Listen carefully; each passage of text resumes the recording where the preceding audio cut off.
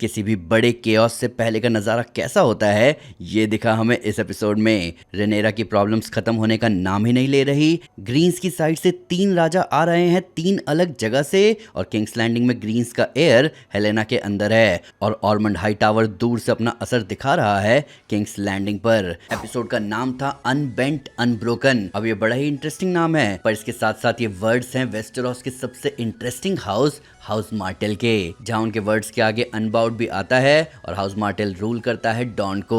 और इसी विचार के साथ डांस ऑफ द ड्रैगन का सबसे जबरदस्त वॉरियर निकल रखा है एक छोटी सी आर्मी के साथ। प्लस किंग्स लैंडिंग में क्या हो रहा है, ये पूरा एपिसोड किसी तूफान से पहले की चेतावनी थी। आइए इसका ब्रेकडाउन शुरू करते हैं। इस एपिसोड का भी इंट्रो सीजन 3 के बाकी इंट्रो की ही तरह बैटल ड्रम्स के साथ ही शुरू होता है, जहां इस बार हमें इंट्रो के एंड में कॉर्लिस का थ्रेड वर्क खुलता हुआ दिखा, जो कि शायद बता रहा है कि कॉर्लिस का मन अब हट चुका है इस पूरे कलेश से। वहीं एक नया एडिशन है, यहाँ एलिसेंट दिख रही है थ्रेड वर्क में हेलेना के साथ, और इंट्रो के लास्ट में 2 लोग फैब्रिक चीरते हुए दिख रहे हैं। ये दोनों है ऑर्मंड हाई टावर और डेरन टारगेरियन, जिनका ऐसा करना क्लियर हुआ हमें इस एपिसोड में। हम इसके बारे में ज्यादा डिटेल में आगे बात करेंगे। सबसे पहले बात करते हैं क्रिस्टन कोल के डूम्ड मिशन के बारे में। एपिसोड शुरू होता है रिवरलैंड और नॉर्थ के ग्रे बियर्ड्स के नोटिस करने से कि कोई ब्लैक वाटर रश को क्रॉस करने वाले ब्रिज को तोड़ रहा है ताकि वो लोग टम्बलटन ना पहुंच पाए। अब पिछले एपिसोड में ही ग्रैंड मेस्टर ऑरवेल ने रेनेरा को आइडिया दिया था कि बजाय कि टम्बलटन पर ड्रैगन से अटैक करने के, वो रिवरलैंड की आर्मी को वहां भेज सकती है, और इस आर्मी को अब टम्बलटन जाने से कोई रोक रहा है। और वो कौन है, ये बात नॉर्थ के ग्रे बियर्ड्स और रिवरलैंड की आर्मी बहुत अच्छे से जानते हैं। ये काम है क्रिस्टन कोल के, जो कि डिले कर रहा है इस आर्मी का टम्बलटन पहुंचना, ताकि ग्रीन्स को मौका मिल पाए इस जंग में आगे आने का।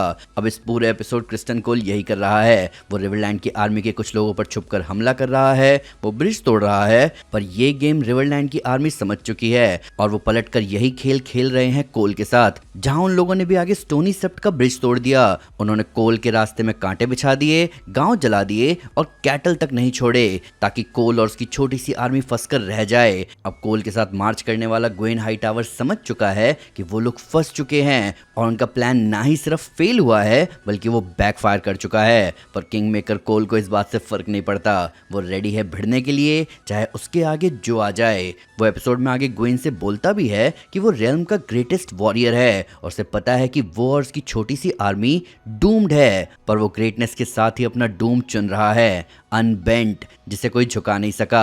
अब देखो, इस पूरी कहानी की शुरुआत से ही क्रिस्टन कोल बहुत इंपॉर्टेंट रहा है। एक छोटे घर से आया हुआ फुट सोल्जर जिसने अपने स्किल्स के साथ गेन किया किंग्स गार्ड का व्हाइट क्लोक, जो कि उसने मैला होने दिया रेनेरा के लिए, जिसके बाद भी रेनेरा ने उसे चुना नहीं, जिसकी वजह से उसने फील किया कि कैसे एक छोटे घर से आए व्हाइट क्लोक की ओथ से बंधे हुए वॉरियर को अपने मजे के लिए यूज किया रेनेरा ने। अब अगर आपको याद हो तो इससे पहले भी क्रिस्टन कोल ने अपना डूम चुन लिया था, जब उसने रेनेरा और लेनोर की शादी में लेनोर के लवर जॉफरी की पिटाई करके उसे ऊपर पहुंचाया। वो उसके बाद रेडी था सबको गुड बाय कहने के लिए, वो तो एलिसेंट ने उसे ऐसा करने से रोका। ये रीजन है कि वो एलिसेंट को बहुत मानता है और वो ग्रीन्स के लिए कुछ भी करने को रेडी है। यहाँ तक कि एपिसोड में एलिसेंट के भाई ग्वेन ने कहा भी कि उसे हाई टावर की सीट ओल्ड टाउन चलना चाहिए, जहां वो हाई टावर्स के लिए काम कर सकता है। पर कोल, जो कि ऑलरेडी बहुत पहले सबको गुड बाय कहने का अपना मन बना चुका था, वो जाते जाते एक वॉरियर कहलाना चाहता है, किसी का नौकर नहीं, और ये बात कोल को डेंजरस बनाती है। पर आगे देखना ये है कि वो रेनेरा की आर्मी के लिए खतरा कब तक है, क्योंकि Riverland army Blackwater Rush cross कर चुकी है और उन्होंने ब्रिज जला दिया कोल की छोटी सी आर्मी के लिए, जहां कोल अब कह रहा है कि अगर उसे तैर कर भी जाना पड़े तो वो जाएगा पर रुकेगा नहीं। अब आते हैं रेनेरा की गद्दी की तरफ बढ़ रहे 3 राजा और एक वारिस की तरफ। सबसे पहले बात करते हैं एमंड के बुरे सपने की। एमंड, जो इस सीजन के एपिसोड 2 में हेरन हॉल में जाकर सर साइमन और उसके स्ट्रॉन्ग बेटों की जान ले चुका है, वो वहीं पर घायल है, जहां वेगार का कोई अता पता नहीं और एलिस रिवर्स उसका ध्यान रख रही है जब तक वो ठीक नहीं हो जाता। अब एमंड, जिसने वेगार पाने के बाद कभी डर महसूस नहीं किया, वो अभी वेगार के जाने के बाद डरा हुआ है, जहां उसके मन में गिल्ट है जो उसने एगॉन के साथ किया, प्लस उसके और पूरे रेल्म के हिसाब से एगॉन मर चुका है। अब नोटिस कर पा रहे होंगे कि इस सीजन एमंड के साथ वही हो रहा है जो उसके चाचा डेमन के साथ हुआ था पिछले सीजन डेमन को बुरे सपने आ रहे थे। वो अपने सपनों में देख रहा था छोटी रेनेरा को, वो विसरिस से मिल रहा था, उसे हेलेना का बेटा दिख रहा था अपने सपने में। पर इन सारे बुरे सपनों के अंत में उसे क्लैरिटी मिलती है जिसमें एलिस रिवर्स उसकी मदद करती है। अब वैसा ही कुछ एमंड के साथ हो रहा है जहां ऐसा लग रहा है कि हेरन हॉल उसे बहुत परेशान करेगा, पर एलिस जिसे डेमन वो नहीं दे पाया जो उसने मांगा था, यानी कि हेरन हॉल, उसका प्लान है कि अब वो हेरन हॉल को हासिल करे एमंड के थ्रू। जहां एपिसोड में एलिस एक पॉइंट पर कहती भी है कि रेनेरा अनग्रेटफुल क्वीन है, प्लस एमंड अभी भी अजीब हरकतें कर रहा है। वो एलिस को पकड़कर मदर बोलता है जो कि अजीब बात है। इन सब के ऊपर यहाँ पर्सपेक्टिव का चक्कर देखो। एमंड को लगता है कि उसकी माँ एलिसेंट ने एगॉन को सपोर्ट किया, जबकि एगॉन ने उसको पूरे बचपन बुली किया और तब भी बचपन में वो एगॉन को पूछता था। अब ये बात सच है क्योंकि बेशक एगॉन ने कोई कसर नहीं छोड़ी हो उसकी बेइज्जती करने की, पर तब भी उसने कभी एगॉन को गलत नहीं माना। उसके साथ जो भी कुछ होता रहा उसके लिए उसने रेनेरा के बेटों को जिम्मेदार माना।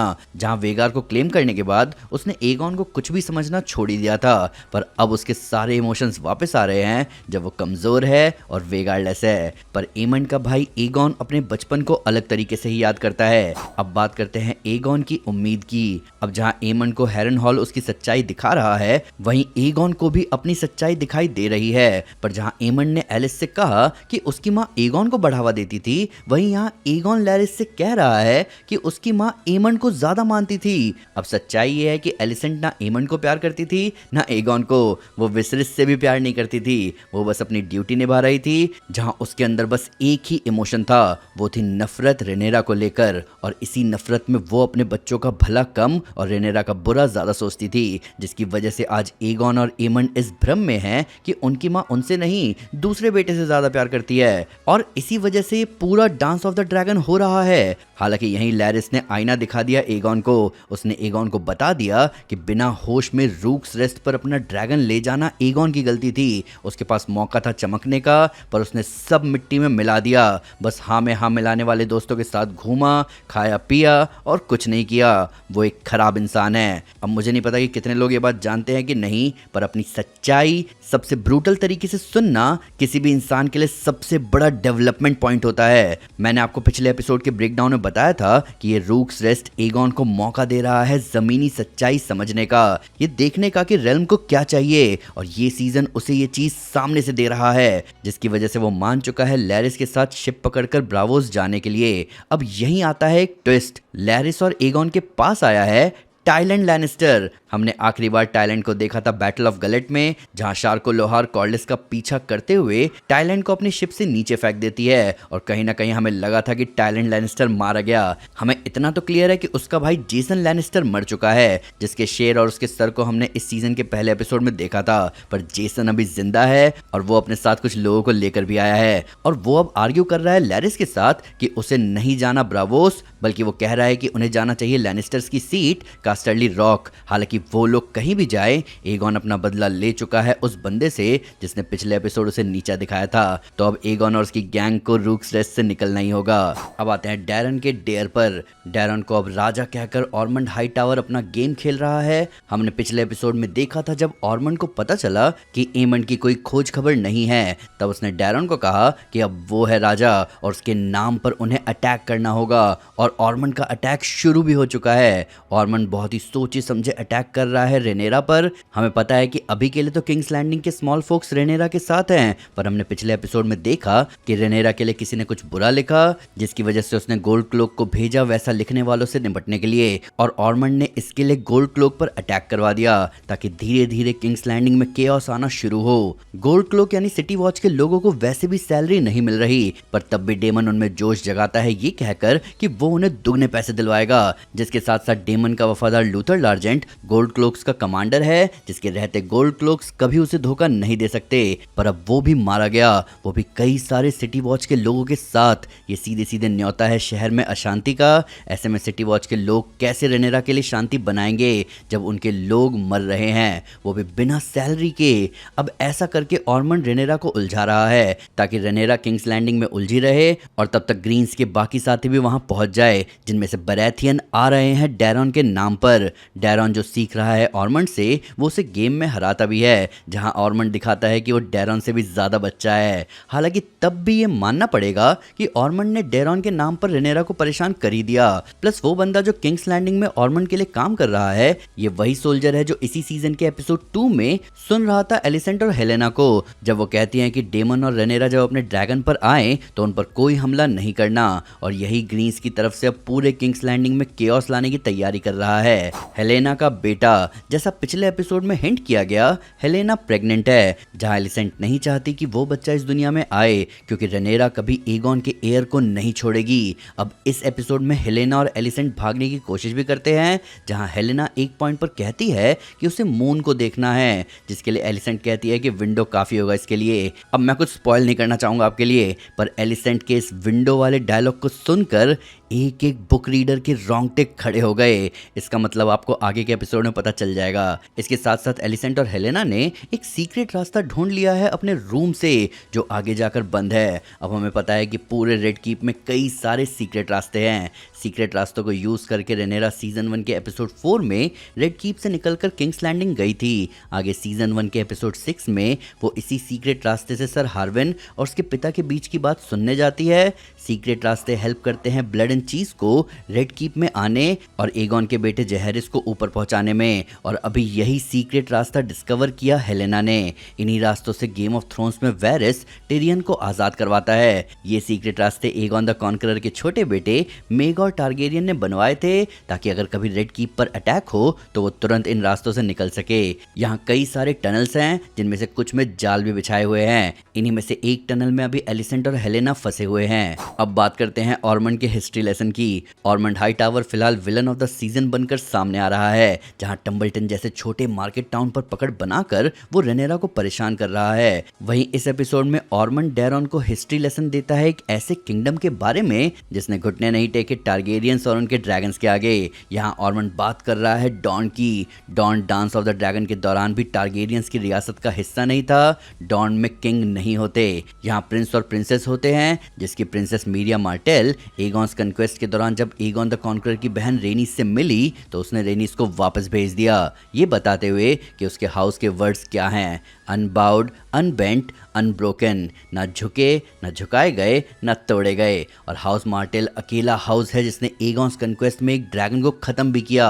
जब जब टारगेरियंस उन पर अटैक करने आए वो तब तब अपने शहर और महल को छोड़कर कहीं चले गए, पर जैसे ही माहौल शांत हुआ उन्होंने वापस अटैक किया। बूढ़ी प्रिंसेस मीरिया मार्टेल के जीते जी Aegon the Conqueror Dorne conquer नहीं कर पाया और एक ड्रैगन तक खो दिया उनके हाथों। अब ये कहानी ऑर्मंड डैरन को सुना रहा है इसलिए क्योंकि बेशक ड्रैगन्स का कोई मुकाबला नहीं है, पर डॉन झुका नहीं था पूरे कन्क्वेस्ट में, और यही एटीट्यूड डैरन को रखना होगा। यही इस एपिसोड का नाम भी है, अनबाउड, अनबेंट। अब आते हैं रेनेरा की बेचैनी पर। ऑर्मंड रेनेरा को परेशान तो कर ही रहा है, जिसके साथ साथ रेनेरा की बेचैनी नेक्स्ट लेवल जा रही है और वो और मिस्टेक करती जा रही है। उसने पहले ही ड्रैगन स्टोन की स्मॉल काउंसिल को ड्रैगन स्टोन में छोड़कर यहाँ नई स्मॉल काउंसिल शुरू कर दी। उसके पास गोल्ड नहीं है, जहाँ स्मॉल फोक्स को फीड करने के लिए उसने नोबल्स के घर लूटे, और ये भी टेम्पररी सोल्यूशन है। फेथ के हाई सेप्टन ने उसे रिजेक्ट कर रखा है। वो अपने नए ड्रैगन राइडर्स की सुन नहीं रही, उल्टा उन्हें ही सुनाती जा रही है। और तो और रेनेरा रिवेंजलेस है, जिसके साथ साथ इस एपिसोड में वो जेसेरिस के वादे को पूरा नहीं कर रही, जो जेस ने सीजन 2 के एपिसोड 5 में फॉरेस्ट फ्रे और सबिता फ्रे से किया था कि अगर वो उनके लिए आ रहे विंटर वुल्व्स को ट्विंस क्रॉस करने देंगे तो वो बदले में फ्रेस को हैरन हॉल देंगे। और अभी रेनेरा मुकर गई अपनी बात से, जिसकी वजह से सबिता फ्रे उसकी स्मॉल काउंसिल में जगह मांग रही है। नो डाउट रेनेरा बेचैन है, प्लस उसकी इसी बेचैनी की वजह से उसकी स्मॉल काउंसिल बटी हुई है। सबिता फ्रे यहाँ पर है, पर वो किस चीज की मास्टर है ये डिसाइड नहीं हुआ। रेनेरा का हैंड कॉर्लिस वैलेरियन यहाँ नहीं है, उसका बेटा एलन यहाँ उसकी जगह है। लॉर्ड मैंडरली बस नाम का मास्टर ऑफ कॉइंस बना रखा है, पर जब कॉइंस खत्म हो जाएंगे तब स्मॉल फोक्स उन पर टूटेंगे। रेनेरा डिवाइडेड है मिसारिया और डेमन के बीच। डेमन कह रहा है कि पहले किंग्स लैंडिंग में जो गोल्ड क्लोक्स के साथ हो रहा है उसे सॉल्व किया जाए, तब वो जाएगा वेगार से निपटने। और मिसारिया सब पर नजर रख रही है, लेकिन एलिसेंट उसे समझाती है कि ड्रैगन राइडर्स की वफादारी सोच समझ समझकर की जाए। प्लस बैटल ऑफ गलेट के बाद रेनेरा के पास नेवल फ्लीट भी नहीं है जो उसे पानी के अटैक से बचा सके। तो नो डाउट रेनेरा पूजा पाठ पर उतर आई, क्योंकि जब कुछ समझ नहीं आता तब भगवान का रास्ता ही दिखता है। यहाँ उसकी बेचैनी दिख रही है और ये पूरा मास्टर स्ट्रोक है ऑर्मंड हाईटावर का, जहाँ किंग्स लैंडिंग की सिटी वॉच अब जब सीक्रेटली खत्म हो रही है तो किंग्स लैंडिंग को केओस में जाने से कोई नहीं रोक सकता। ऐसे में देखना यह है कि रेनेरा क्या खुद पर पकड़ बना पाती है। अब आते हैं कि वेगार कहाँ है। एडम और बेला को कहा गया वेगार को ढूंढने के लिए, जहां उन दोनों के बीच एक रोमांटिक केमिस्ट्री के हिंट्स दिख रहे हैं। पर देखना होगा कि क्या शो के राइटर्स बुक की बेला और एडम की स्टोरी के साथ छेड़खानी करेंगे। प्लस वेगार के लिए इस एपिसोड में कहा गया कि लास्ट वो दिखी थी वेंडिश टाउन के पास खेतों को जलाते हुए। अब वेगार एक बड़ी ड्रैगन है जिसे अपना पेट भरने के लिए खाना खाना होगा। हालांकि अगर वेंडिश टाउन को मैप में देखें तो वो बहुत दूर है हेरन हॉल से, तो ऐसा कहा जा सकता है कि वेगार खाने की तलाश में एमंड से बहुत दूर जा चुकी है। तो ये था ब्रेकडाउन हाउस ऑफ ड्रैगन के सीजन 3 के एपिसोड 5 का। ये एपिसोड बहुत इंपॉर्टेंट साबित हो रहा है किंग्स लैंडिंग में आने वाले केओस के बेस के लिए। अभी आगे इस सीजन में 3 एपिसोड ही बचे हैं, जहां अगर मैं गलत नहीं हूं तो पेसिंग अब थोड़ी फास्ट करनी पड़ेगी। नहीं तो अगर हाउस ऑफ ड्रैगन सीजन 4 में खत्म होता है तो कई सारे इवेंट्स जल्दी जल्दी दिखाने पड़ेंगे। मैं बार बार खुद को रोक नहीं पा रहा हूँ फायर एंड ब्लड पढ़ने से, जिससे मेरा इंटरेस्ट यहाँ डबल होता जा रहा है। पर फिलहाल आप मुझे बताओ कि आपको ये एपिसोड कैसा लगा। आपको बिल्लियों से भरा रेड कीप देखने में मजा आ रहा है, और आपको क्या लगता है कि क्या ये सीजन एक जबरदस्त फिनाले के साथ एंड होगा? आइए इन सब के बारे में कमेंट्स में डिटेल में बात करें। ब्रेकडाउन अच्छा लगा तो लाइक जरूर करें, चैनल को सब्सक्राइब करना ना भूलें। साथ ही साथ एक स्टेप आगे आकर अपने फेवरेट चैनल को सपोर्ट करें मेंबरशिप लेकर। अगर आप वेस्टेरोस और एसोस की पूरी हिस्ट्री जानना चाहते हैं तो मैं आपको हमारी series ice and fire recommend करूंगा, जिसका नया एपिसोड एगॉन्स कन्क्वेस्ट जल्दी ही आने वाला है। तो thank you guys, this is Aman Sinha and you are super super. Piece.